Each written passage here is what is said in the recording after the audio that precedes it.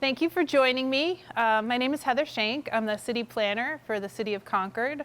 My goal this evening is to summarize some of the major changes in the phase 1 of the proposed zoning code. For those of you who may be tuning in, I know a lot of people have been watching these online. Feel free to email me or submit comments online or on the project website. I want questions, I want feedback. The project website is www.ConcordNEXT.info, or you can also just email me directly at hshank, S-H-A-N-K, @concordnh.gov. So I'm going to go through this. This is basically a summary. There are many changes and there's a lot of information to digest. So I'm going to try to start from the outside and work my way in. So what you're seeing right here in front of you now is, excuse me, I'm going to get my pointer. What you're seeing in front of you now is the proposed draft of the zoning map. There weren't too awfully many changes with the actual district boundaries, but I'll go over the general categories as we go through the presentation. So some general summary changes to the district naming conventions. So everything outside the urban growth boundary is now called rural residential.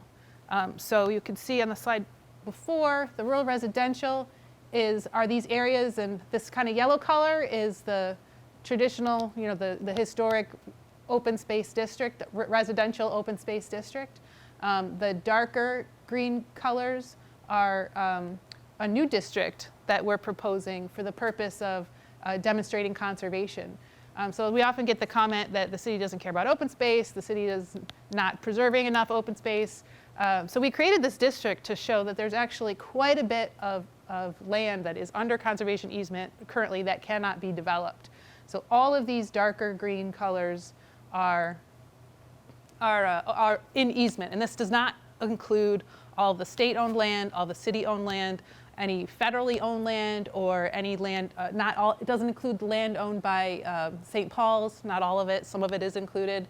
So there's actually quite a bit of land out there that is not available for single-family residential development because it's already under easement.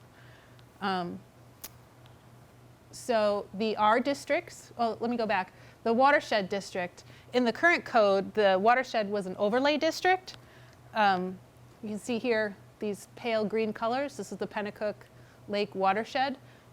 So this was the RO district, and then there's an overlay for the Watershed District. And all the standards were different. So it was basically two different districts that were sort of just combined into this overlay, which can make it confusing for people to understand what actually applies to them. So literally for every standard is different in the Watershed District. So we just pulled it out and made it its own district. So now you can just go to that district page. So these are these pale, this lighter green color. We put the conservation layer over the watershed layer to show that even within this watershed district, a lot of that is already under conservation. So there's really very little land left in this aquifer protection district for development. Much of it probably already is, developed with large lots per the code. So within the urban growth boundary, we have the R districts, the residential districts. These are most similar to these are essentially the single family, medium density, neighborhood residential, downtown residential. That's what those in the current code, those are those districts. We're just calling them R for residential districts. So you can see over on the side, the open space districts are these lighter colors. The R districts are these kind of darker orangey tan colors. Then the mixed use districts are these purple and blue colors, the MX districts. So those are kind of correlate with the urban commercial, the transitional. So those districts, neighborhood, transitional, urban, they're now called like urban commercial, urban transitional, but now they're being called the mixed use districts. And then what we call special districts are most similar. They weren't changed very much from the current codes. We got the civic, the highway commercial, and the industrial. So those districts are not too different from what they are today. So this is just basically, and again, I'm still doing sort of a larger summary of the big picture ideas. I'll get a little bit more into details further on. But this is, the code is transitioned to having these graphics and photographs and tables to help people to understand better what is required in each of the districts. So each of the districts, you'll see this is R2.5. Every district has 2 pages. It's got a photograph along with the development standards for the district. And these are all links as well. So if you click on any one of these, you'll go to the section that relates to the development standards. They've all got a section on the lot, which are sort of more basic frontage, dimensional standards, area standards. This is also where you'll find the unit allocation, which is one of the bigger changes that I'll talk about a little later. There's a section on placement. So this is basically your setbacks, where you can put accessory structures, that type of thing. And then the fourth column is the building. So these are standards that relate specifically to the building, the height, or the windows, doors, all those types of things. And again, every single section has a link that you can click on and go to that section. I apologize, I know you can't see these actual numbers. You're trying to squint and see. But this is just to sort of familiarize you with, so each one of these districts has a page that looks like that. So it makes it kind of easier to understand what the basic requirements for each district are. We also simplified the use tables. The existing use table is, I don't know, some 20 pages long, and there's a lot of detail in there. Every single use that has ever been thought of is in there. So we compiled those into more general categories and was able to reduce it down to what it is, 4 pages. And you can see there, the districts are color-coded based on what they are on the zoning map. So there's no missing uses. There were no added uses. They were kind of just reorganized to make it simpler and easier to understand and to find what you're looking for. We did similar thing with the parking tables. Again, we didn't dramatically change any of the numbers. We sort of updated them based on current ITE standards. And I'll talk a little bit more about parking. We did reduce the residential parking requirements to make housing development easier for developers and property owners who just want to add units. So I'll go over both of these in a little bit more detail further on.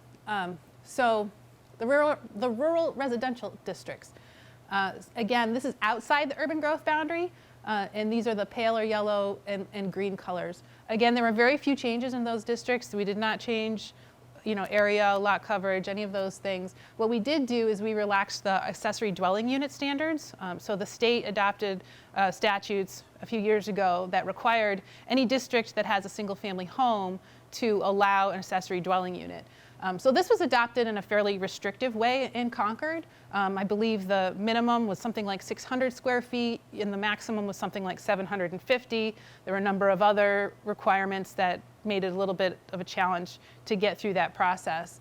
So we changed that, so there's no minimum in the proposed code, and there's a 900 square foot maximum. So a bit more than the previous code, gives a little bit more flexibility to property owners. And the other thing is that previously they could only be attached. You couldn't do a detached structure. In the proposed code, you can do detached or attached. So that's kind of a bigger change as well to give more flexibility. I put the relaxed ADU standards under the rural residential districts because that's really where it most applies, where the ADUs are most appropriate, because we developed other standards for allocation of property rights that are actually even easier to use and with I guess less, I don't want to say less restrictions, but if you had a choice, using the methodology that we developed would probably give you more units. And that's what it makes most sense to apply to the rest of the R districts. They both still do apply to the R districts, but again, I'll explain in a little bit, in a few slides, how the unit allocation is working for the rest of the R districts. We also relaxed the cluster provisions, the dimensional standards, to allow more like a cluster. And the current standards are a bit more like single-family development, but just out in the RO district. So relaxing the cluster standards, allowing the units, the houses to be located closer together, allowing more units, is allowing other neighborhood cluster types that we don't really have here in the city. So at this point, we also relaxed the open space and buildable area requirements. Buildable area means that a certain percentage of the open space that you conserved has to actually be buildable, which means there's no steep slopes or there's no buffers or anything like that. So it's like a further restriction on the land that you're putting in easement. So we reduced that number from 40% to 20% to make it easier for landowners to develop the land that's actually good for development. So we also allowed cluster. So currently cluster is a bit, I don't want to say taken advantage of, but people are doing all these frontage lots, and the lots in the back are completely undevelopable anyway. So it's not so much creating a cluster as they're getting sort of a higher density of frontage lots and more driveways along the roads, which we've heard people would prefer that the cluster actually be a cluster, and they don't want additional driveways on these sort of country roads out in the outside the urban growth boundary. So in the proposed code, clusters only allowed, and it's required where a new street is proposed. So what that means is you're actually getting off the main road, you're going back, and then you're putting your cluster, behind potentially a vegetated buffer, so you're preserving the character of the streets in those locations. So the last rural residential district was the former RM district, which is kind of a transitional district, so hence the name RRT, Rural Residential Transitional. In the current code and in the proposed code, where water and sewer connections are extended or available, you can do a higher density. In the proposed code, you can do the density that governs the R10 district, which is most similar to the current single family district. So it's a little bit higher density allowed in the proposed than in the existing.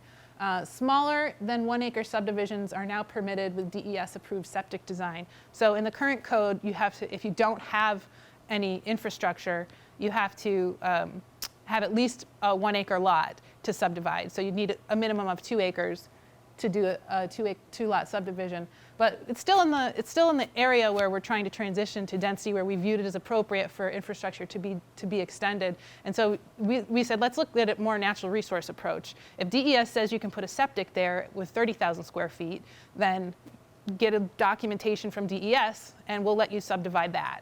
So at a minimum, at a base, 40,000, same way it was. But now if you're able to document that you can support septic for a certain number of units with the soils and DES is in support of that, we will allow you to subdivide that way by right.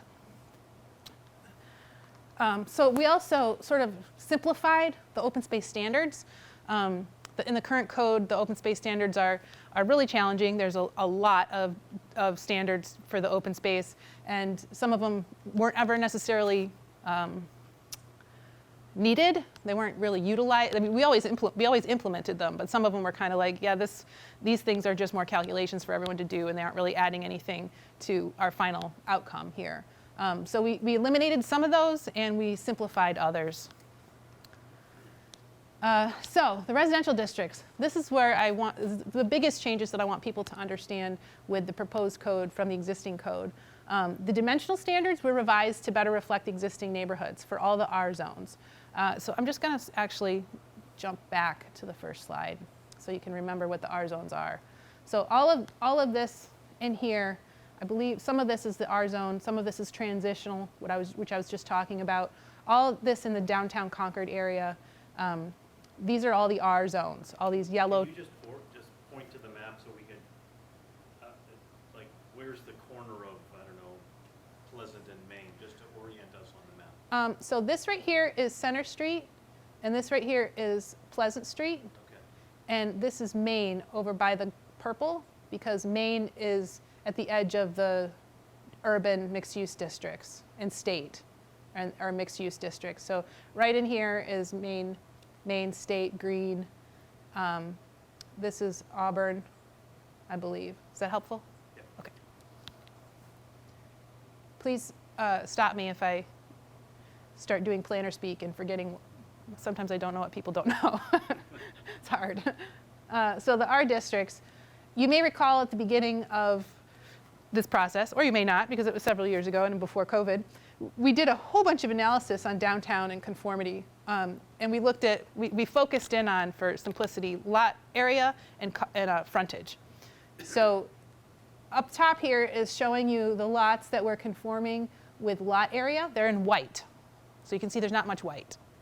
On the bottom are the lots that were conforming with frontage. Those are also in white. So you can see there's not much white. So what we found is that in many of the downtown areas, there was 50 to over 60% of nonconformity of all the lots there. So that has implications for your code, for your neighborhoods. I showed an example of what one beloved block in downtown Concord would look like if it actually complied with all the codes, and it was like decimated. There was like, went from like 16 lots to 8, or something like that. So clearly what our code is not really reflecting what we have and what we want and what we appreciate about the community. So we did a ton of analysis. We looked at setbacks, coverage, lot coverage, height, occupancy, all kinds of things to come up with the right district, to come up with the right standards to reflect the existing neighborhoods. So the district naming conventions, the R10, R5, R25, those are the minimums needed to create a complying lot. So if you are in an R5 district, that means you need 5,000 square feet to be in compliance with the code. So we made the number as low as possible to bring as much into conformity as possible while also preventing lot splits. So we said, okay, most of these lots are 50.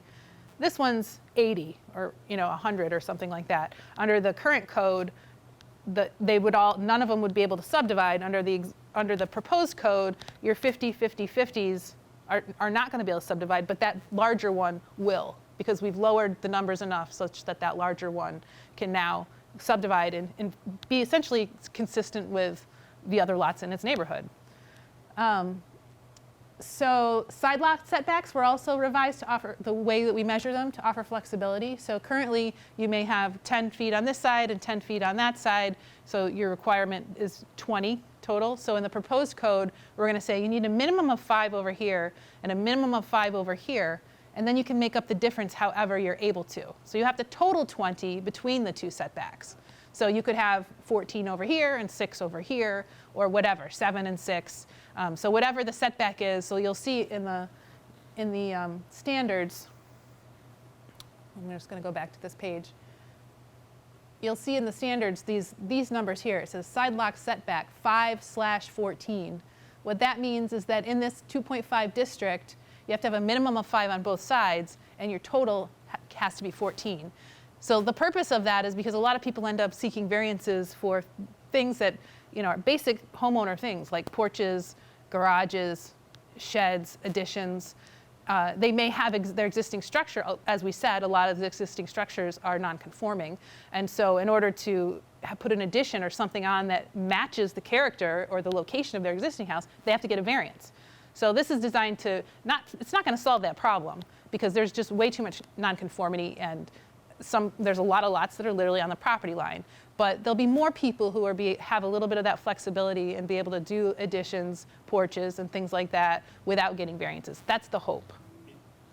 Is that a change from the early drafts? No. Or, Back to where we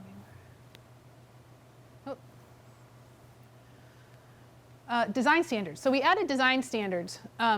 We already had some design standards, but we added some that are intended to sort of, so it's because we are allowing a greater density in the city. We're allowing property owners more flexibility to do things on their property, and we want to make sure that people aren't sort of taking advantage of that to create aesthetically things that aren't consistent with the character of their neighborhood. So one of those things is that there has to be a front door on the front street, or a patio feature, or some type of feature on the front that addresses the street.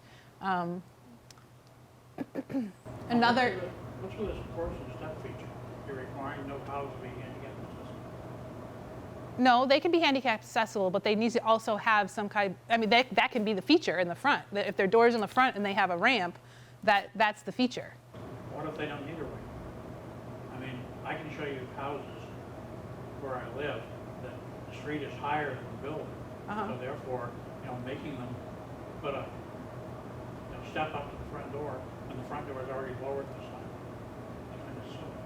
Yeah, I would be, if you could maybe send me a picture of that, because that's not the intent, and I'd like to know what you're talking about to see if there's something that we can fix about that, because that's not the intent. It's not to do something irrational. It's just to make sure that we're upholding some type of architectural standards, and that. Let me give you an example. Most of Main Street, there is no step up from the sidewalk going into the building. go right in. Right. Well, that's a little bit different because all the buildings are on the street and they're just at grade and they're not residential houses. So if you go and you look in all the residential neighborhoods, it's very hard to find a house that doesn't have a porch or stoop or something like that. Like, I couldn't find one. I'm sure there are some, but even on Main Street, the actual houses are set up very high and there's multiple, flights of steps up to them. So maybe if you could shoot me a picture and I can see what you're talking about. That we're doing something that's contrary to what we're trying to do. We've got more older people. Yeah. Who, don't want to have to go up and down steps. And now suddenly we're adding a requirement. The zoning was never there. No, that's not the intent. The intent is to have a feature. Well, that's why I'm asking you to send me a picture of what you're talking about, because. If I can send you a picture. It's a concept. If I want to build a house with no front step, why am I suddenly not allowed to do it when that should be the sort of thing we're improving for people? Yeah, well, absolutely. I totally agree. If there were people who wanted to do that, they should definitely be able to do that. That's definitely true. So this table is unfortunately not color-coded to the zoning map. I used these colors for my own benefit to understand the existing and the proposed zoning districts that we had. So this is a little bit what I was talking about earlier before we started about the question, how many districts were there and how many are there? So this is comparing, for instance, a good example I like to use is the RN district. And there's 3 lines for the RN district because depending on whether you're doing a single family or a duplex or a multifamily, it's 3 completely different sets of standards. So you think you only have 1 RN zone, but you don't. You have 3. In the proposed code, whether you're doing a single family, a duplex, or a multifamily, there's 1 lot frontage, there's 1 set of standards. There's 1 lot area and there's 1 lot frontage. So all of this potential confusion is collapsed into this 1 district. They don't line up exactly because of the way we did the analysis of the neighborhoods, but for the most part, the RO is the RO, the open space, or the watershed is the watershed, open space, and you can see nothing changed about these numbers. When you start moving down into the more dense areas of the urban neighborhoods, you can see, for instance, the RM, we go from anywhere from 12 to 18, depending on how many units you want to do, or whether you have utilities. In the proposed, it's down to 80 and 10,000. So again, the goal was to bring more things into compliance, but this number is close enough to these numbers that it's not going to allow lots that are uncharacteristic of the neighborhood, or characteristic of the neighborhood to subdivide. So in other words, you'd have to obviously have a double-sized lot in order to take advantage of this. Yet all the other lots are brought more into compliance so they can do things on their property, changes of uses and various different things, if whatever they may be, without the variances. Has it occurred to you that since we've now essentially required every lot to have an accessory dwelling unit, that we should make the lot sizes bigger instead of smaller, because you're already putting in twice the density? Well, you're not allowed to do that. The state statute says that you are not allowed to require more lot area or frontage for ADUs. So that's against the law. But what we That means that the basic lot size should be bigger if you know people are going to be allowed to put in ADUs. Instead, you're making them smaller. Yeah, so I suppose if we wanted to circumvent the intent of the housing ordinances, that we would do that. But I'm not getting feedback from the community that that's what they want. I'm getting feedback that they do want to be able to add units and provide more flexibility to their units. People aren't necessarily interested in maintaining, an underutilization of property. It's just going to make things more expensive. So the whole purpose of housing policy these days is infill and providing more flexibility for people who own the property to do what they actually want on their property.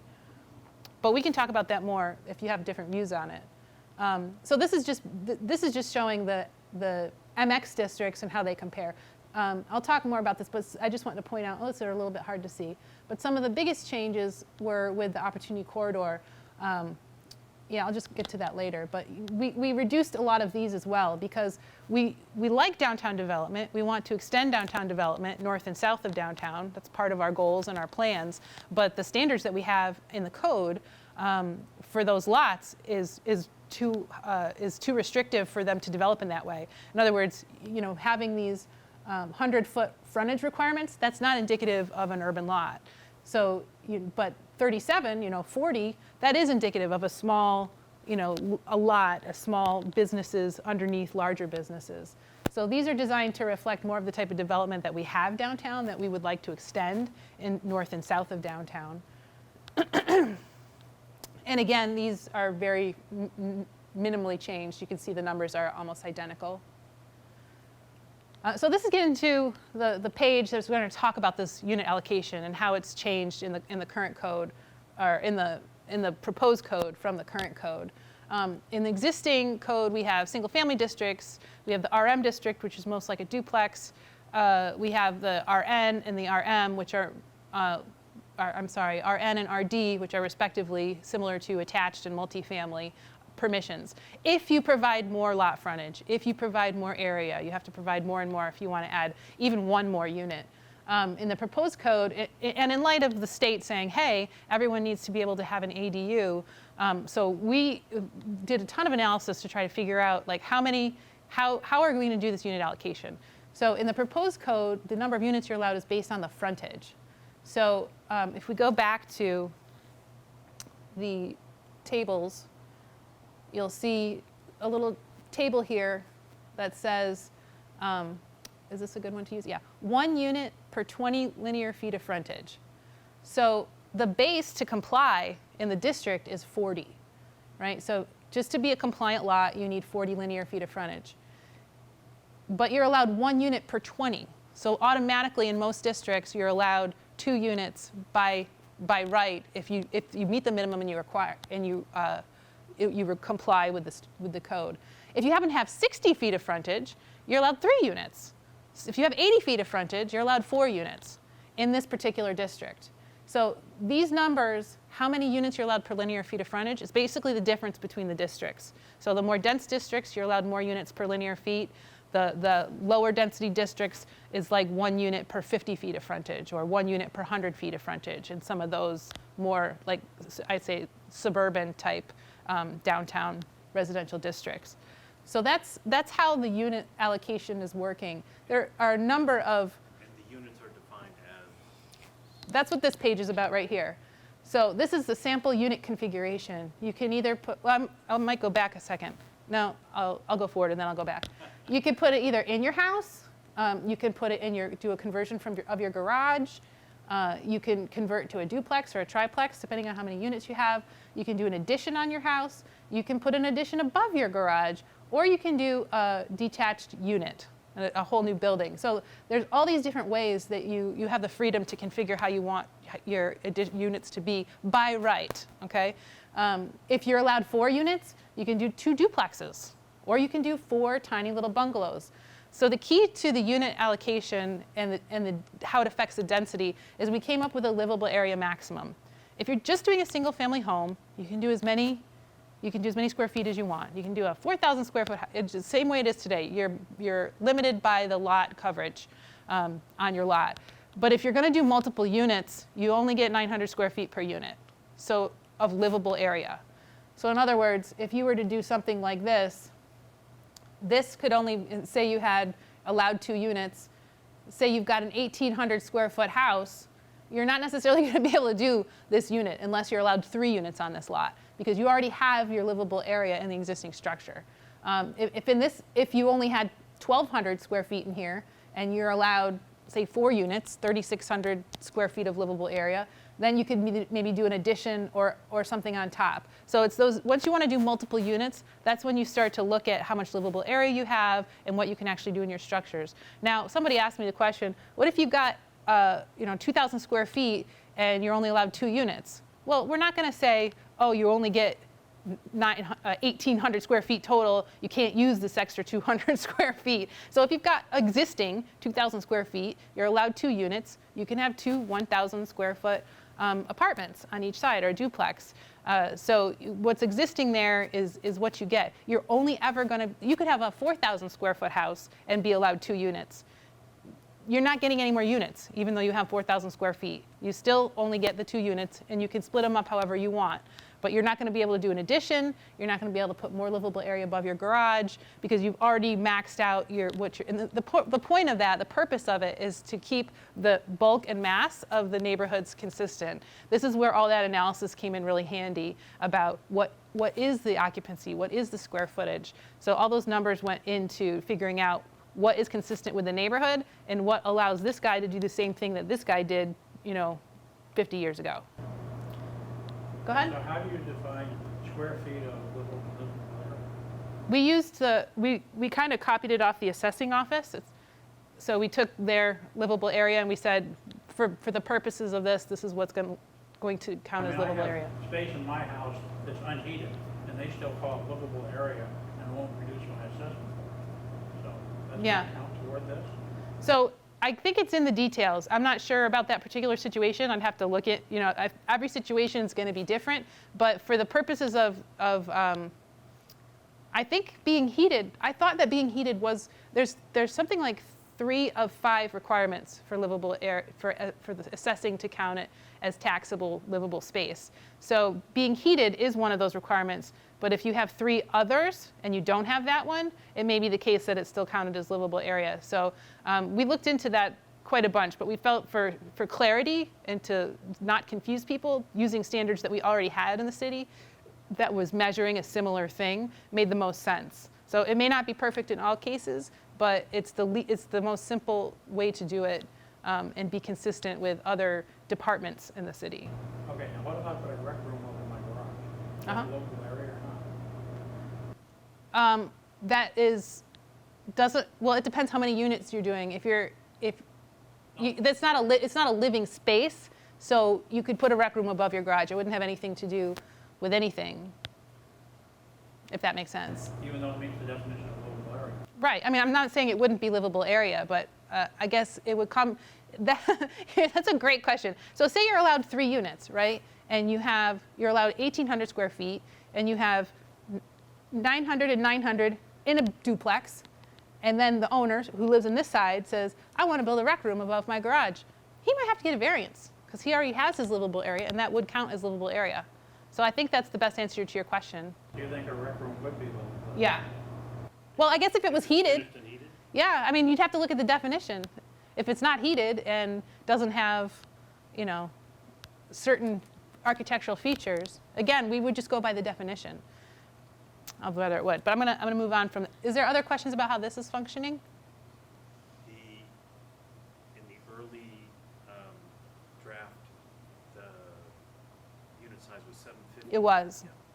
Yeah. That went up because we just felt like that was people were building An things. ADU is going to be 900. Well, they were all connected. It's the same number. We just went from 750 on all of them to 900 because people were building things that were 800 and 900, and that seems like what they wanted. 750 So, is a little tight. yeah, 750 is good. I mean, heck, some people want 200. And they're like, what's the minimum? What's the building code say? So it just depends on the audience and what they're actually looking for. Some people, they're like, well, what do you mean? I can do 8 300 square foot units, and that's what they want to do. So it's just a balance. It's a constant. So the mixed use districts, similarly, are measuring the occupancy differently. In the current code, there's just a density max. If you have this much area, you have this much, you can have this many units. In the proposed code, it's really just area, setback, height, and parking requirements that are going to limit the density on your site. So if you're in a district that allows, 35-foot high buildings and 20-foot setbacks, you can, and considering how much parking you're going to have, it might be the difference between 12 and 16 units, but you're going to be able to do. It's not going to arbitrarily tell you can only have 8 units. You're going to have to figure out for yourself based on the setbacks and the height, and the size of the units that you want to do. How many you can do. And there's no unit per linear foot in the MX districts. So if you wanted to do 300 square foot apartments, if you met the code, or tiny apartments, there's those micro units, you would be able to do that by right. So as I was saying, some of the biggest changes were in the Opportunity Corridor District. We have all these wonderful master plans talking about the amazing, fantastic development we want in the Opportunity Corridor, how it's an extension of downtown, but none of the standards in our zoning allow any of that to occur. So this is probably the most dramatic change in terms of different district standards and reducing frontage, reducing setback, reducing, allowing more uses. You weren't even allowed to do residential in the OCP by right, which seems kind of crazy. Like you could not put apartment building, back in that area unless you were immediately adjacent to the Central Business Performance District. You have a question? Well, I mean, I think that you're entirely wrong, that the purpose of this was to have places where people could come in and build industrial plants and things like that. I mean, right now, we seem to be going to an area where all of our industrial sites are being taken up with housing. So if somebody wanted to come in and create an industrial business that would have jobs, first, the good sites are gone, and secondly, if there's any few that are left, there's now an apartment house in the next lot, and they'll show up and try and get it shot down at the planning board. So I think that that's a big thing you're missing is, why don't we have zones to put industries in? Because let's say industry wants to come here, where are they gonna go? So I have a great answer for that. I'm not quite there yet, but we're going to take it up later. This particular district did not allow industries before. No industrial or that type of use was ever allowed there. So it allowed entertainment, it allowed office, it allowed retail, did not allow residential. So it essentially allowed everything that you would find in a downtown except residential. There are a number of other things you could do, but no industries were allowed in this district. In fact, areas where there were industry, well, this is what I'm going to talk about later. The Southern Opportunity Corridor, all the uses in the southern area, around Hall Street, are non-conforming. So all those industries are not even allowed to be there under the current code. But in the proposed code, we actually changed it to make them able to be there. So you're exactly on the money with your statement about needing to provide more space for these businesses. The OCP, however, the intent was not to really, in terms of uses, was just to allow residential, because we do desperately need residential, and it's an appropriate location in the downtown area for that. So this is a district that we also added new block and street standards. So if your site is so large, you're going to be required to break it up, either by private or public drive aisles, to create that urban infrastructure, that urban street infrastructure, and that urban character. Can you just, I know you wasn't brief. Yes. Yes, please. But the OCP is just giving me. Yes, I'm so sorry. I do this all the time. It's like, what the heck is the OCP? So the Opportunity Corridor Performance District, you're right, I live and breathe this stuff, is behind Main Street. So Capitol Plaza is the OCP district. There's a Main Street OCP that's basically from Center Street to, down to where stores, roughly. Basically the width, the length of the Main Street improvements that were done is the Central Opportunity Corridor Performance District. We have a Northern OCP district, which is like the College, Community Drive, the RP, Regional Planning Commission, all that stuff sort of up by the 393 exit. And then we have a Southern OCP, which is like Hall Street, Main Street, along the river, almost until you get out of town. South Main. Yeah. So, and they're all three very different, different in character, different in existing uses. So that went into a thought, was part of the thought process of what we were proposing in phase one. So Basically, they have the whole railroad yard, the north and south, so that stuff that was traditionally industrial, which somehow became non-industrial. Yeah, because they've had some visionary, idealistic notions that someone was going to come in and just redevelop out like Main Street. I'm sorry, that was kind of funny. So the OC we split into the OC1 and the OC2. So the 1 is actually intended to be the densest, highest density permissible uses in the city, even higher than Main Street. OC2 is less, because that's up where the college is and all the community drive businesses are up there, in the hotel, the conference center. So that's a little bit different now because less intensity is permitted there and less in the southern. So really the most appropriate location for that highest density is immediately behind Main Street, adjacent to the river, with access to the highway and Loudon Road in downtown. So I'm going to move on from this. I think I got more here. Okay, so CBP was split into 2 districts. So we split it into, we have the conventional, what we think of as downtown, but then downtown Pennacook was also considered CBP. So we split that into a VB, Village Business, for Pennacook, and CB for Concord, for downtown. And the main difference is the height differences, because when we went through the Pennacook vision plan, we found that their vision for Pennacook was slightly less intense, and it just wasn't appropriate to have the same district for both. So many aspects are still the same because they both create that character that we want to see in a downtown village area, but there's a little bit less intensity allowed. And it makes sense as well in the future if you want to make changes to either one, that you shouldn't necessarily be tied to we're doing the same thing in both, because they're very different places.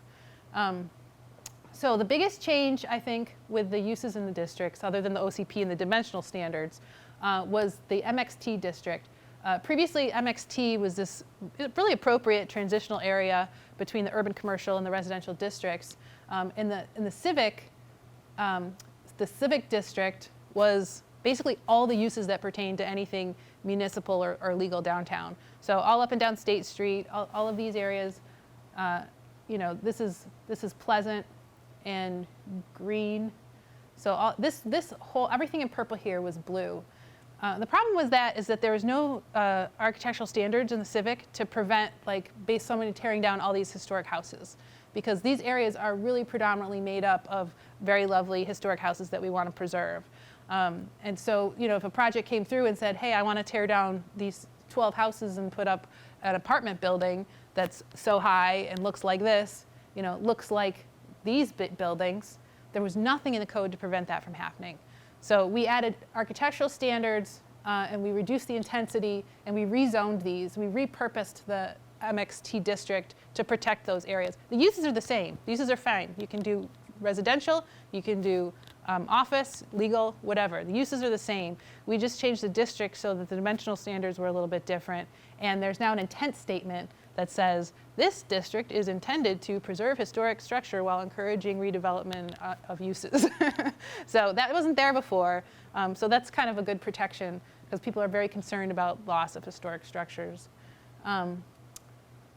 So the MXU is basically what is the current urban commercial, which is north and south of Main Street. I know I'm going to try to explain better now what districts are what. That's basically where you've got the Cumberland Farms up north of Main Street and the the Dunkin' Donuts south. And so the standards were added there to, like I was saying, to sort of help those areas transition back into an urban fabric, because we lost a lot of that urban fabric with vehicles coming along and just the way that development progressed. More parking lots were put in front, buildings started shifting back. So we're trying to reduce that, reverse that, and bring those buildings back to the street and reinfuse those streetscapes with pedestrian activity. So basically extend the Main Street character north and south with the code. And this is how we're doing that. So you may remember at the beginning when I said that the four, each district page has these 4 categories. These are those 4 categories. So there's now a section in the code that's going to talk about the district standards, the lot standards, the placement, and the building. So you can go there, and these are basically interpretations of terms. It's kind of like an instruction manual. This is how you use this code. This is how you use these terms. This is how you measure this or that. This is how you measure the height of the building. So that's what these are for. It's a really interesting section. Similar to what we have in the existing code that will tell you this is how you measure the height. But this is a lot more comprehensive, and it's all in one place, and it relates to each one of those district standards, each one of those district pages. Onto the use table. As I said, grouped into more general categories with very few new or deleted uses.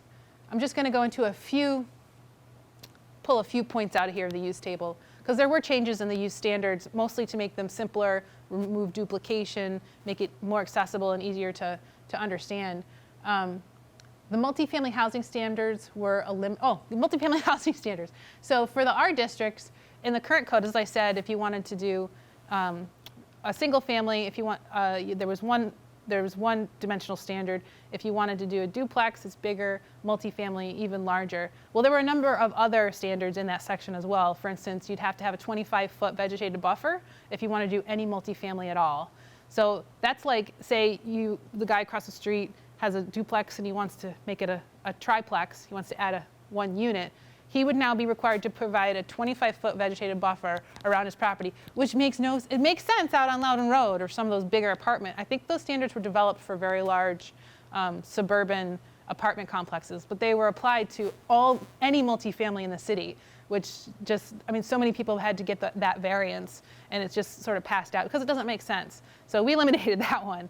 There's still going to be some type of vegetative buffer in those other districts, but no longer if you're going to do like 4 units. If you live across the street from someone, I don't think you'd want them to suddenly put a 25-foot buffer around their house either. It might be a little weird. So that was eliminated, along with a number of other of the multi-family standards in the downtown districts. Chickens, a lot of discussion the past year or two about chickens. So so I felt the need to call this out because it was so politicized. There was so much discussed about it. A funny story. This said bees for my first 3 presentations. Even unconsciously, I did not want to say chickens.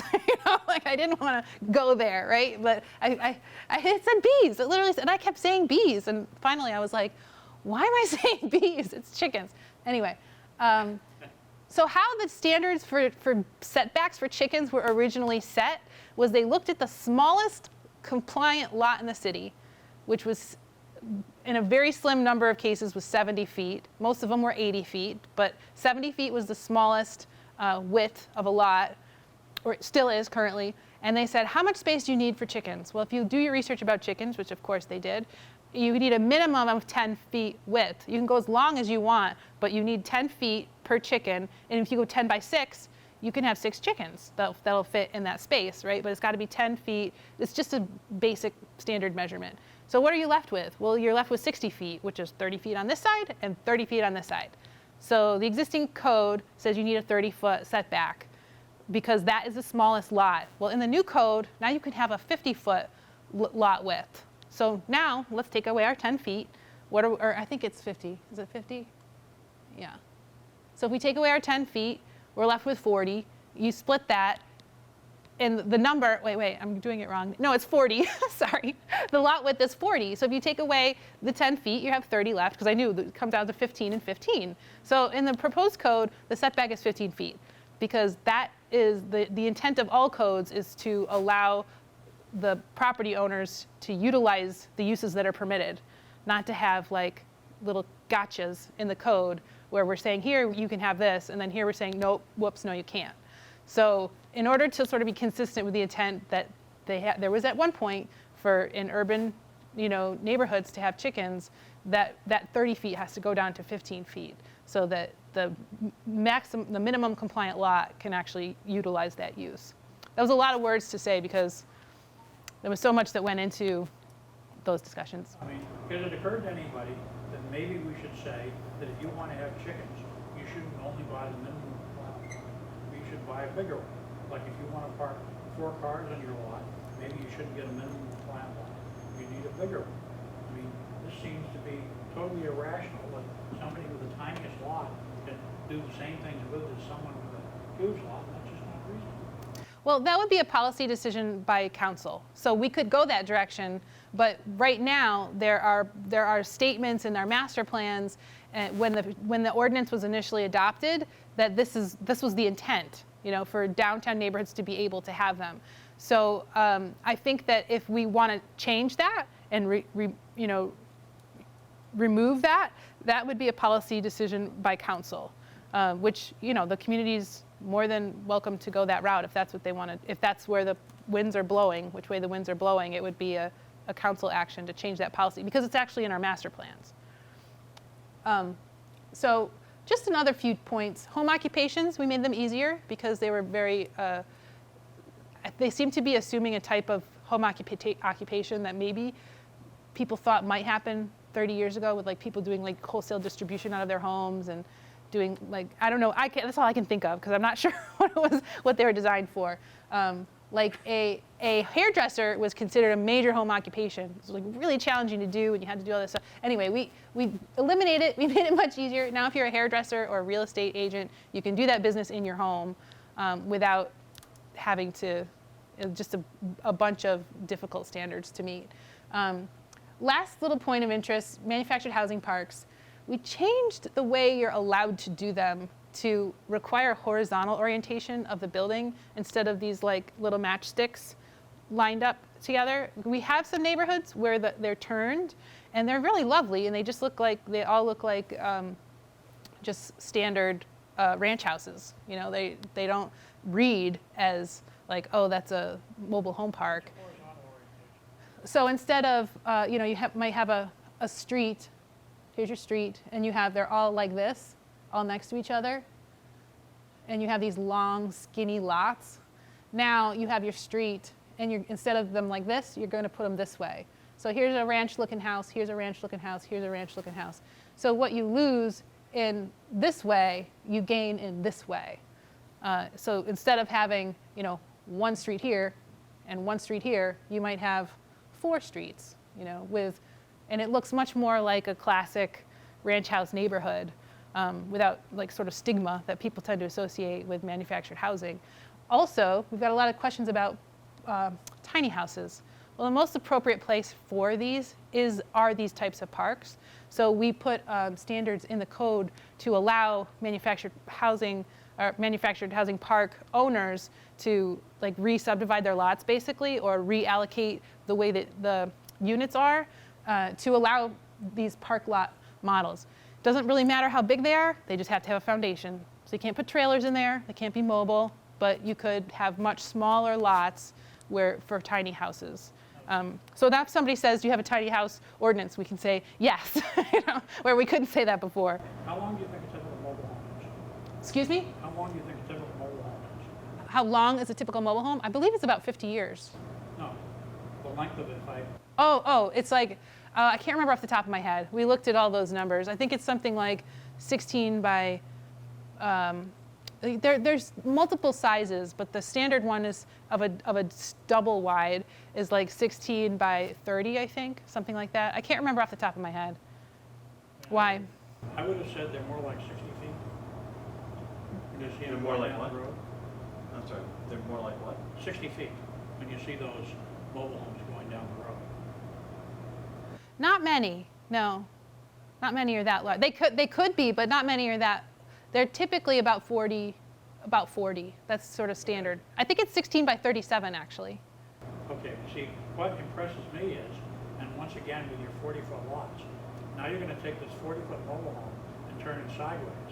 So is the mobile home lot going to be 40 feet wide? And both ends of your house stick over the lot line? No, those are completely different standards. So the manufactured housing park are different standards for those units that you're talking about, the urban downtown standards in a very small district, in a very small area.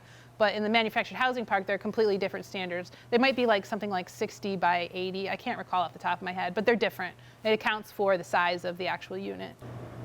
But I mean, once again, it impresses me that you're making the mobile home park more expensive because you're adding more linear feet of roadway per unit by making them put that way. And you're essentially making the people park in their front yard, which used to be a no-no because you don't want to build the driveway back around behind this thing. Well, there's some really nice neighborhoods in Concord that were the basis for these standards. So I'd be able to share with you what they are, and you could see how that's actually implemented, because these exist in Concord right now. So, and they're really very nice, and they make sense. Isn't the mobile home supposed to be inexpensive? Yes. So therefore, yes, there may be people who want to see these really nice mobile home neighborhoods, but just like there's people who want to build on a 40-foot lot, there might be people who want to put the mobile home closer together so they can actually afford them. Yeah, they can be close together. They don't need to be farther apart. But like I said, it's the difference between using your space this way versus using your space this way. So it's the same amount of space, and it's in fact they're allowed to fit more units in now. But that's an interesting point that you said about the roadway. I don't know the answer to that, but I'd be interested to see how that works, because I think that seems like a true thing. Like you're going to have to put more road in. But You were talking about putting in more roads, well, that's more total length. Yeah. So that's a good thing to think about. And I'd love to get feedback from a manufactured housing park owner to say if they were like, oh, this is great because now we can do this. Like they have no flexibility now with the size of their lots that they allocate, and this is giving them a lot more. So I would be surprised if they were to say, no, we want to go back the other way where we couldn't do as much as we wanted to do, or as much as we can under this code. I mean, my uncle, for instance, used to live in a park where the units are very close together. Yeah. But they did a clever thing that each of them was flipped around. So one had the living room Yeah. on the street end, Right. and the other had the living room on the back end. So you weren't getting as much noise as you might think. Because during the day, you'd be at opposite ends, and then at night, you'd be at opposite ends again. Yeah, that is very clever. That's great. Yeah, anything that you can do to make, neighborhoods more livable is positive. Development standards. This is my favorite part of the code. It's probably the most boring to everyone else. But so we added new applicability triggers to clarify for property owners and developers and staff when things apply. Because under the current ordinances, sort of kind of like people would always be coming, do I have to comply with the whole site? Or do I have to comply with just this area? Or how does that work? And sometimes the answer is always, yeah, the whole site. You have to comply with the whole site. Sorry, you're putting in a whatever, this little tiny thing, whole site. And so under the proposed code, there's like stepped tiers, right? So, and they're lined up with the thresholds for site plan review. So it closes even another hole because previously it was like, oh, we have to comply, but we don't trigger plan review. So who's going to review this? I know that seems really complicated. It is. So we tried to simplify it. So for instance, I'm just going to use parking. So if you're going to, I'm going to get closer so I can read this to you. Any new building addition or structure or new impervious surface greater than 10,000 square feet in surface area, you have to comply with the whole site. So if it's greater than 10,000 square feet, your whole site has to comply. And oh, by the way, that triggers a major site plan review. So it makes perfect sense. The planning board's going to see it, and we're going to review the whole site, and that's the trigger. If it's less than 10,000 square feet, you only have to comply with that area of your disturbance. So if you're putting a building here, and this is the parking for it, then you have to comply with the parking requirements for that portion of the building. And oh, by the way, if it's less than 10,000 square feet, that's a trigger for minor site plan. So those things are lined up so that if you have to do the whole site, you go major. If it's less, then you go minor. For the plan reviews, for the thresholds for plan review, if it's less than 2,000 square feet, that's just a staff review. So it's not going to go to the planning board. You're not going to trigger a requirement for the codes for site plan review. It's just going to be the code administrator and maybe one of us, if needed, looking at it to see if you're complying. This number used to be 1,500 square feet, so we made that a little bit higher. So now, currently, if it's 1,600 square feet of disturbance, you have to go to plan review. Under the proposed code, it's 2,000 square feet of disturbance. We also added definitions for like what is a change of use, what is a addition, what is impervious surface, because right now it's not very clear what all of those things are. And we added charts to show you, based on what you're doing, which things are going to apply. So this is very helpful. Now we're going to talk about parking. I'm sorry, this is my most boring slide because there's just nothing sexy about parking at all, and there's a lot to say. We've made kind of a lot of changes to the parking section to make parking easier and make it easier for developers and property owners, make it easier for housing specifically. So we already went over this, simplified uses grouped together. Requirements for multifamily. So currently, no matter what type of unit you're doing, you have to provide 2 parking spaces per unit.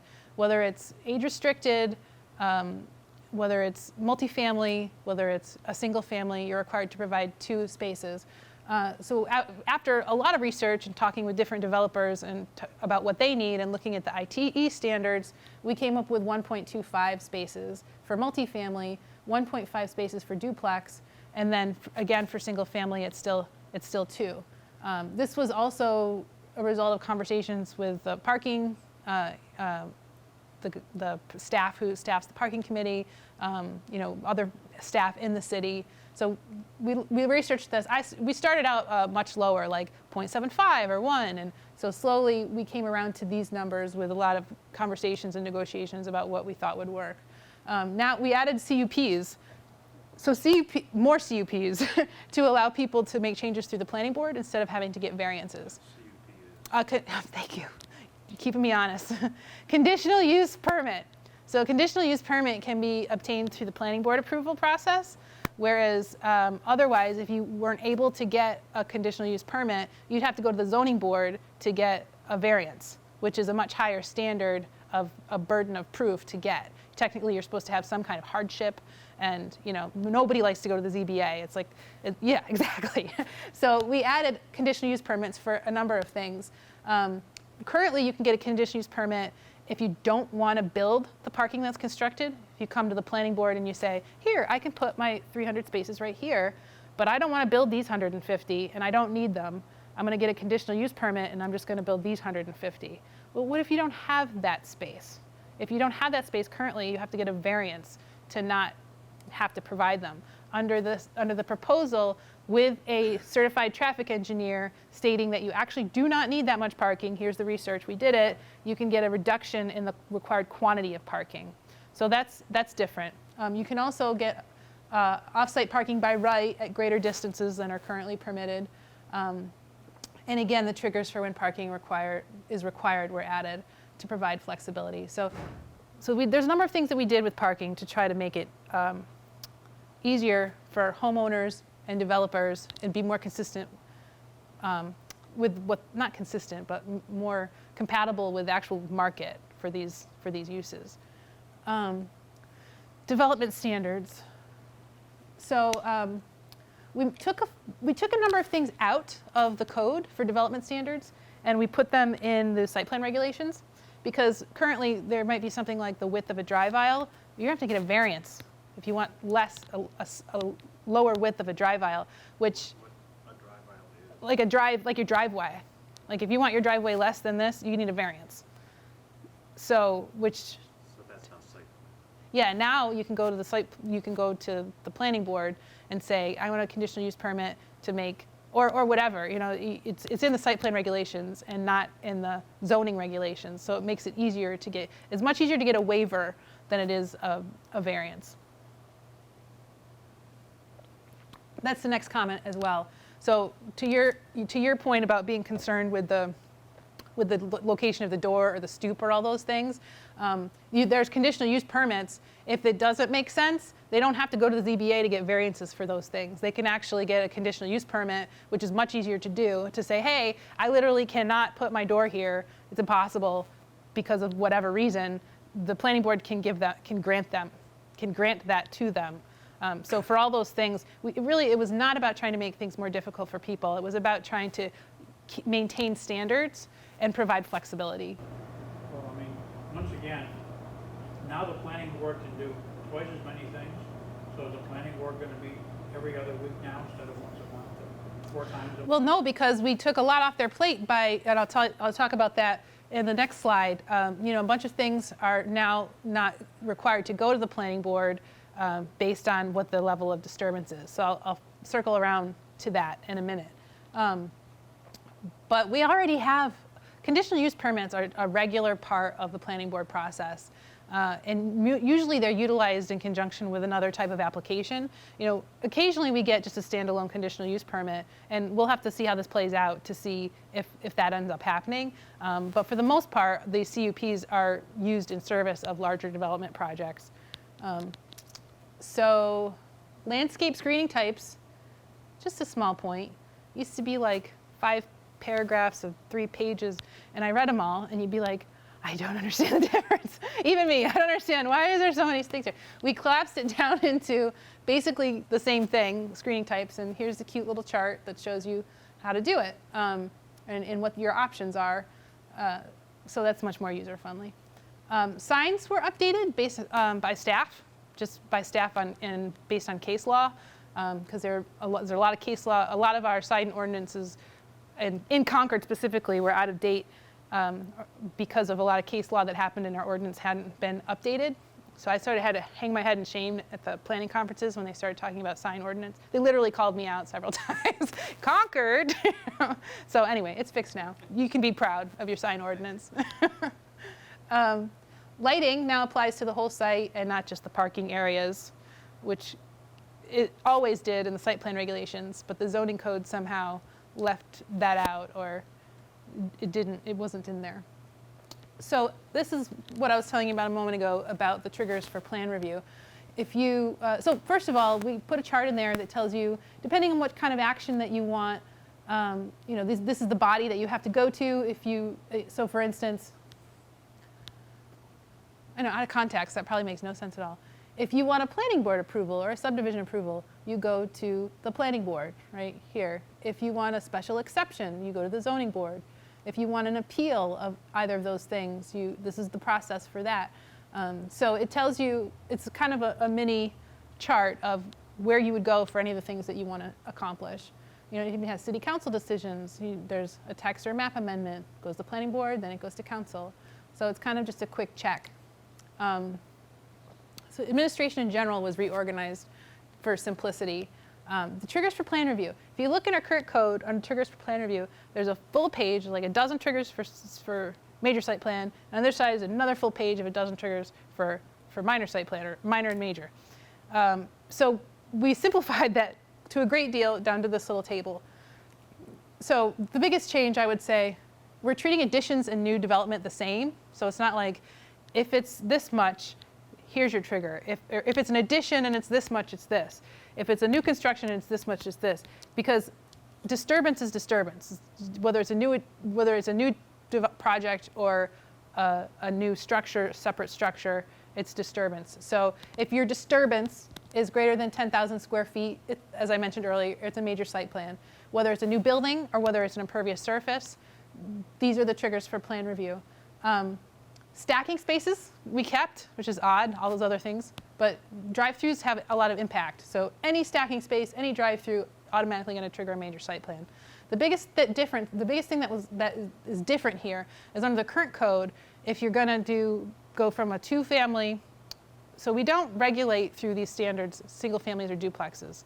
We regulate 3 units and up through these the site plan regulations.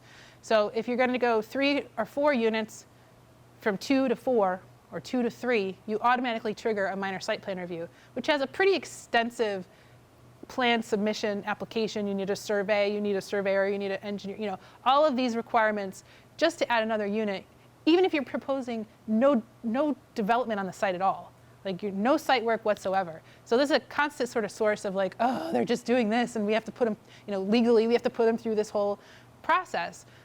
If it was 5 or more units, think if you have 4 units and you just want to add a 5th unit, just 1 unit, a 5th unit, since your total is now 5 units, you have to go through a major site plan. That's a 2-month process and a much higher, or not much, but it's a higher standard of review. So we said, what does it matter how many units there are? What matters is the site, because that's what we're looking at. We're looking at disturbance on the site. So if you are now having 5 units and you need to provide 2 more parking spaces, and that's 2,500 square feet, now you have to go through minor site plan review. If it's 8 units and you need 6 spaces and you don't have any parking, now you might have to trigger a major site plan review, because putting that parking in is the disturbance. If you're just putting 4 units in and you happen to have a whole lot of parking, you don't need to trigger any site plan review at all.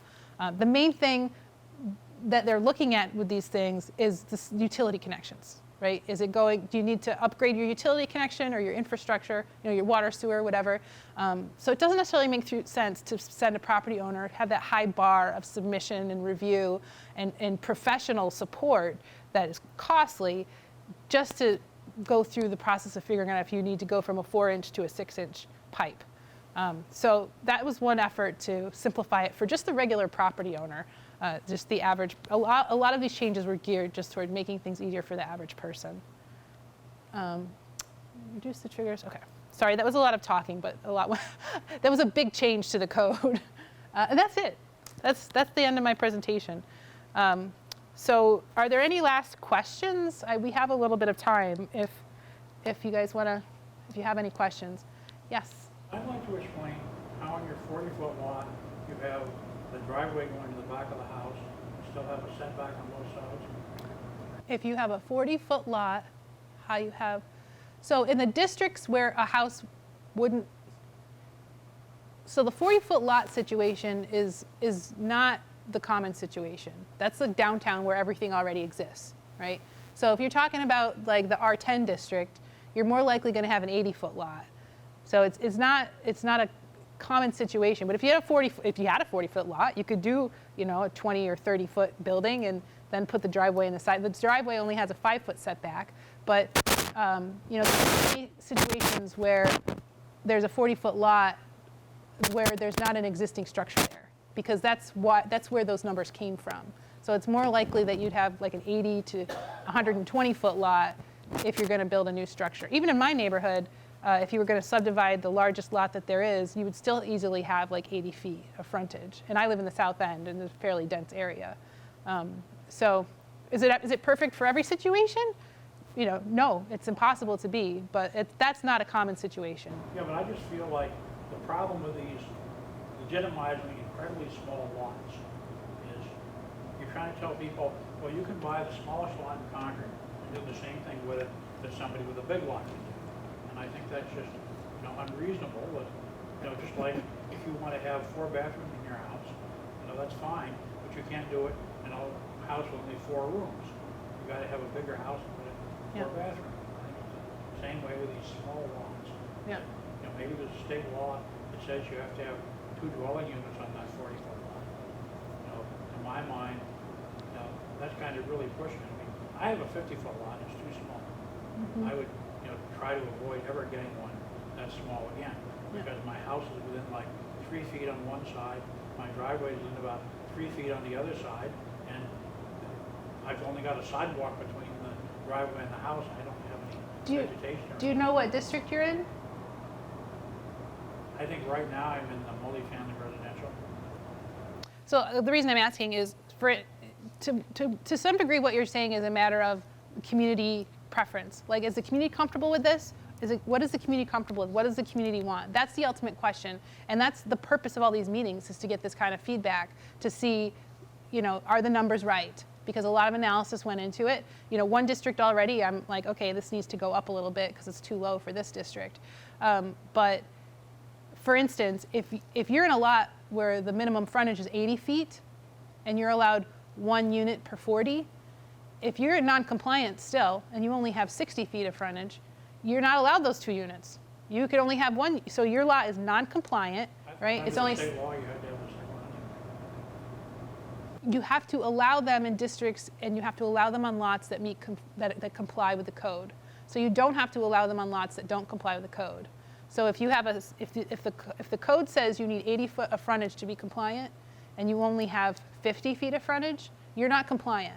So you can't have an ADU. However, we are going to say by right and without variances, you can build a new house there because you are allowed that 1 unit on that 50 feet of frontage. So that's different too. That's a change in favor of the property owner. So I appreciate you guys coming out. It's a beautiful evening. My feeling that, you're trying to cram more things in when the way I see it, people are looking for more space after the pandemic rather than less. So I think that these are valid questions that need to be brought up and discussed by the community. I'm sort of following the direction that I've been given and through the process that I've taken. But if that's the answer, it's just a different direction. And so that's why we go to council. I look at it a little differently because I own property where there's underutilized land, and I can't do anything with it because the zoning code, I think, as Heather has described, is sort of this suburban mindset. Like if we took a clean sheet of paper, we would plop down houses on 80-foot lots, but that's not what downtown Concord is.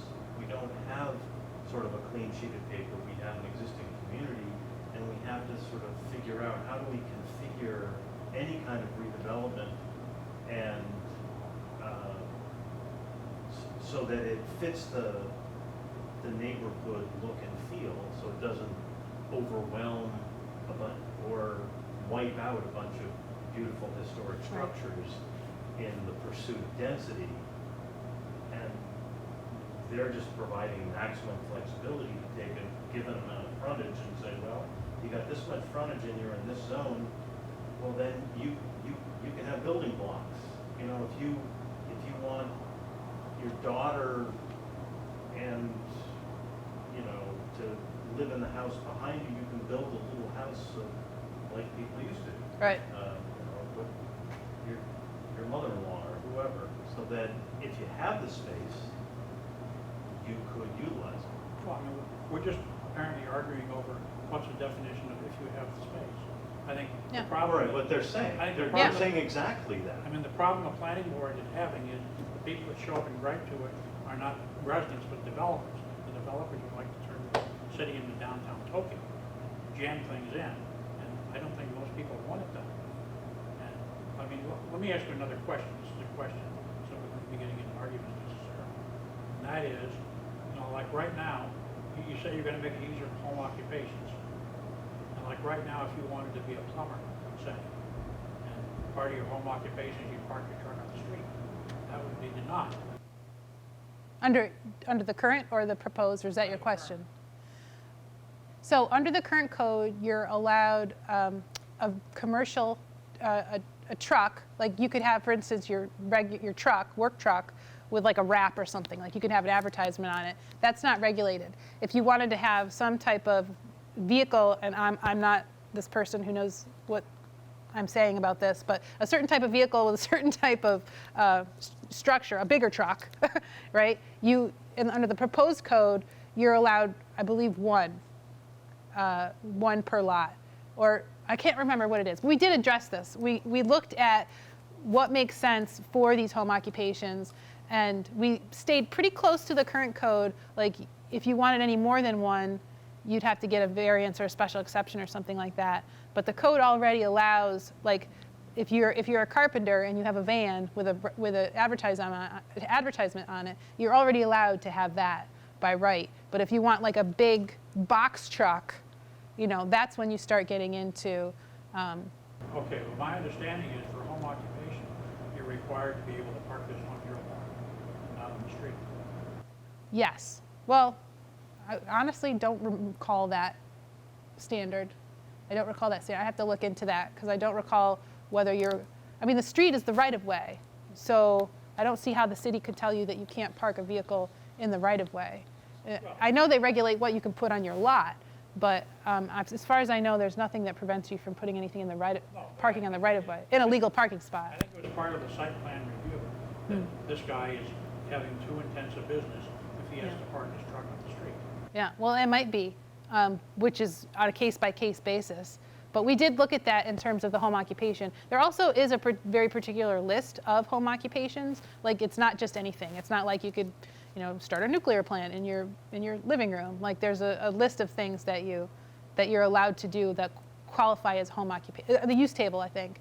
And I'm not sure if a plumber, I'm not even sure would be considered a home occupation, because you're not being a plumber in your home. But you're operating your business out here. You're taking Right. orders, and so forth. Right. But, So that would still be allowed. but my question is that, let's say you're not the boss, you're the journeyman, and your boss lets you take your truck home, then is that a home occupation? You're required to meet the No. rules? So therefore you can park the truck on the street if it's not your truck or your boss's. Right. Does that make any sense to you? You can park it 16 hours a day if you don't own it, but you can't even park it 8 if you do. I'm not sure what you're saying, because you could park it, as far as I know, you could park it on the street no matter what. Whether it's your house or, yeah, No, yeah, under- there's under the no, site plan review. it's not in the site plan. That might have been a specific case, because I did no recollection of that in the site plan regulations. I remember cases where people were arguing over whether some guy had to have Yeah. a variance to park his truck on his lot, even. Yeah. Much less, park it on the street. Yes, so the street is the public right-of-way. That may be a different crew of planning professionals that were just subjectively enforcing that, because that, as far as I know, that is not, the site plan regulations do not regulate the right-of-way. So that might have been something the planning board was doing based on community feedback, but there's nothing in the site plan regulations that says you can't park a commercial vehicle in the city right-of-way. But there is something in the code that talks about whether you can park it on your lot and what size it is and how many you can have. So, Well, but the relation here is that to allow this person to operate a business, they would have to show that they have room on their lot to park all their vehicles. Yes. That used to be the case. yes, Whereas apparently if your boss lets you take it home, You don't have to show you an ability to park anymore. I'm still not. Let's follow up after, because I don't want to hold everyone hostage to a conversation about like home I mean, he occupation. seems to know what I'm talking about. Well, not exactly. I do remember cases where I sat on when I used to live in another town, where somebody had a septic clean-out business, and they wanted to park their tanker trucks on their residential lot, and the neighbors had kind of a problem with that, and Yeah. it was an understandable dispute. Right. Somebody has a home business or has their business and they park their trucks, but one truck is not like another truck. Yeah. You know, or Well, you also have things that don't comply all the time. I mean, even now, you might say, oh, I live in this apartment where I'm allowed to have 2 spaces. Here's my 2 spaces. Here's my 2 cars. And oh, by the way, here's my work truck. And the landlord lets you park it there. So that's not allowed, but that happens all over the city. We can't control all of those things. We can just set regulations that make sense and help the most people to do what they want to do. But we can't control all of those I've things. got just a different question. Yeah. The parking regulations, you ended up at 1.25, I think, for multi. Right. Does it make sense to run it by units or by bedrooms? I own 1-bedroom. I own an apartment building with 7 1-bedroom apartments. Right. That would be different than 7 2-bedroom apartments. Right. It's a I'm good. thinking to myself, geez, what's 7 times 1.25? Yeah. I don't have that much parking. Yeah. I know it's legacy Yeah. property, Yeah. whatever. Yeah, I think that No, I mean, regulating by bedrooms, that some places do that. Concord's never done that. It's not a direction I think that I'm aware of that they've gone. I mean, it's hard enough to regulate by units than to say, okay, you got a 3-bedroom and a 2-bedroom and a 1-bedroom. Now let's do the calculus and you know. No, I mean, I think he has a point. I'll give you an example of a duplex I know. There's a duplex and each side has 3 bedrooms. And in the time I'm most familiar with this, one side had, 2 adults and 2 teenagers in their 3 bedrooms. And each of the adults had a car. The other side, the owner of the thing rented out a bedroom to an unrelated person, and the 3rd bedroom was vacant. So now all of a sudden we have, 2 units of duplex. We already have 4 cars. And then one of the teenagers got a license and got a car. So now we have 5. And the way taxes are going up, I can see that person's going to start renting out that 3rd bedroom. So now we're going to have 6 cars on this duplex when you're only required to have 3 spaces. So I think that he's right. If you have things with larger numbers of bedrooms, you maybe ought to start considering putting that in. And once again, 2 people could live in a 1-bedroom apartment, but it's less likely than Yeah. a 2-bedroom apartment. Yeah, I mean, there's different. It's not quite the point I was making. But I know. think I know what you're saying. There are different trains of thought in the planning profession about parking.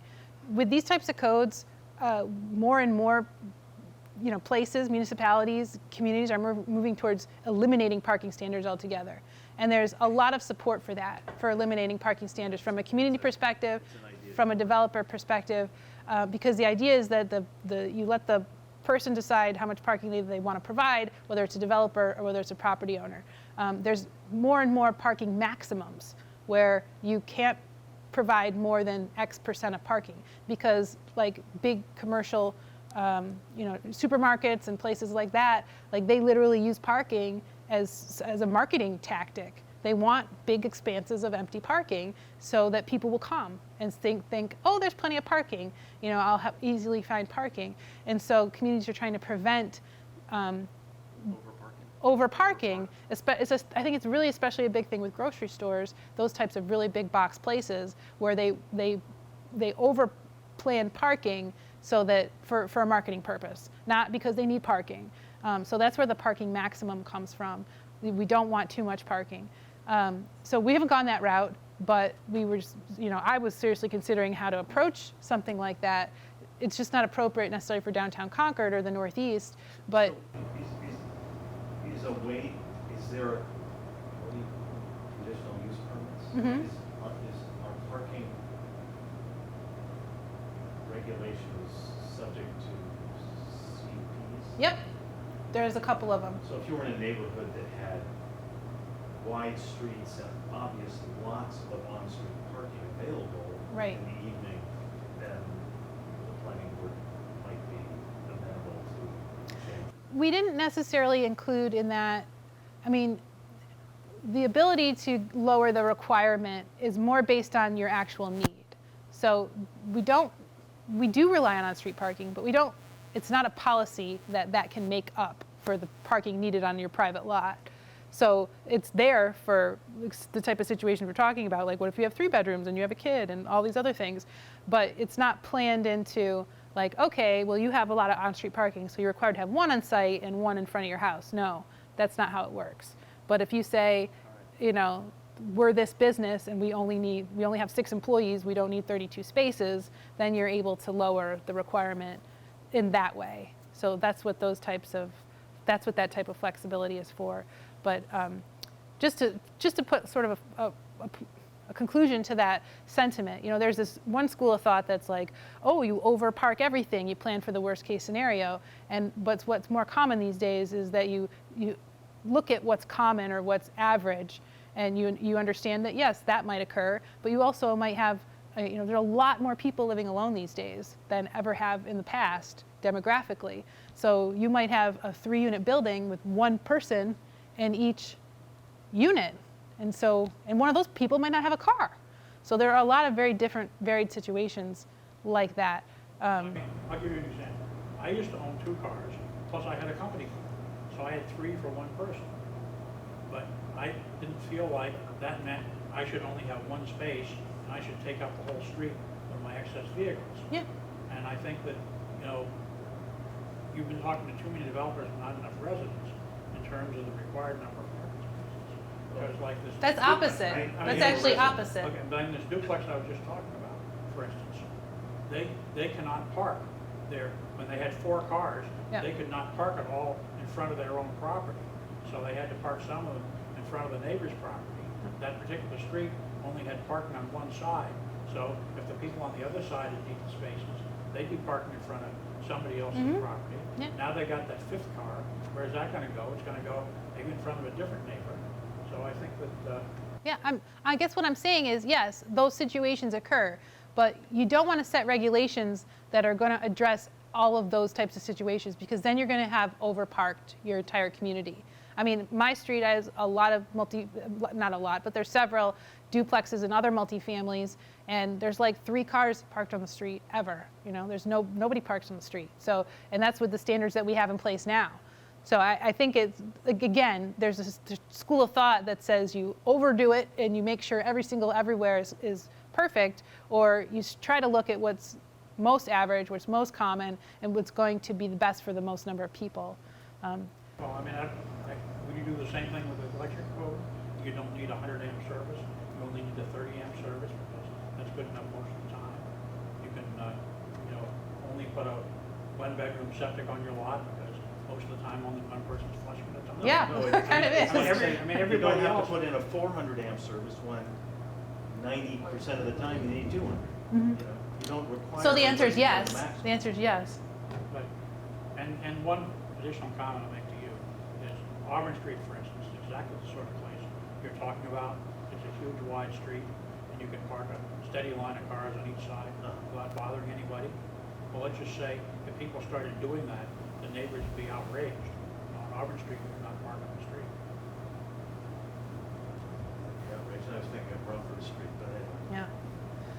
So we're running out of time, and I don't want to run out of time. So thank you guys for coming, and thank you everybody who's watching this. I just want to say, I think this has been a fabulous process. I think you've shepherded this thing through Thank years you. now. I appreciate it. Diligent. Never giving up. And careful. The pandemic and everything else is just, it's a very creative and thorough Yeah. redraft. Yeah. Thank you. Yeah, it's been a lot of work, and I'm pretty proud of it. I think it's going to be good. I've got a lot of positive feedback, and I thank the people. I'm going to start checking now how many views I'm getting on all the videos, because people are watching. They're not here, but I think because they know. The next round, I'm not going to videotape anything, so everyone will have to show up. But this has been great. Again, for the people watching at home or at another time, please send me your feedback or your questions. And that's it. That's a wrap for me. Have a good night, everybody. Thanks. Thanks.